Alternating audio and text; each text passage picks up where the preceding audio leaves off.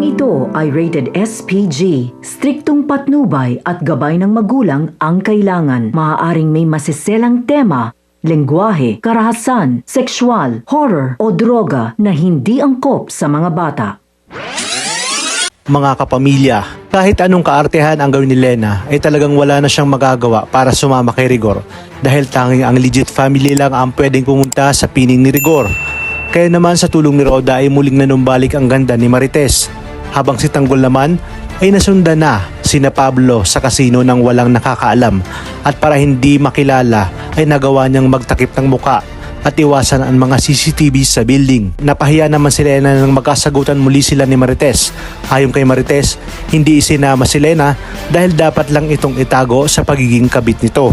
Makakausap naman sana ni Tindeng si Marites upang makibalita nang biglang dumating si Pasing at sinira ang nag-iisang telepono ni Noy. Habang inihahanda naman ni Pablo ang malaking halaga ng pera ay wala naman siyang kaalam-alam na napatumba na ni Tanggol ang lahat ng kanyang mga bodyguards at personal na alalay. Maya-maya pa, sa pagbaba pa lang ni Pablo ay agad silang sinunggaban ni Tanggol. Balak pa sanang tumakas ni Pablo, ngunit naabutan siya ni Tanggol dahil hindi nga makakapayag si Tanggol na hindi maipaghiganti si Bubbles sa kahayupang ginawa ni Pablo.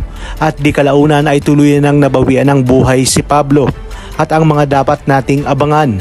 Sa pagbalik ni Tanggol ng Quiapo ay napatanong siya sa Poong Nazareno kung bakit sa kahit anong kagustuhan niya na magbagong buhay ay laging lumalapit sa kanya ang disgrasya at kapahamakan, hanggang sa muli silang magkita at mag-cruise ang kanilang lindas si Marcelo at kinagat niya na nga ang alok nito na sumama sa kanyang grupo kasama si Berting. Batid kasi ni Tanggol na wala nang patutunguhan ang kanyang buhay at patapon na ito. May dumalaw namang kapulisan sa mga kabalyero at dito masamang balita ang kanilang nalaman na napatay si Pablo ng hindi nakikilalang lalaki.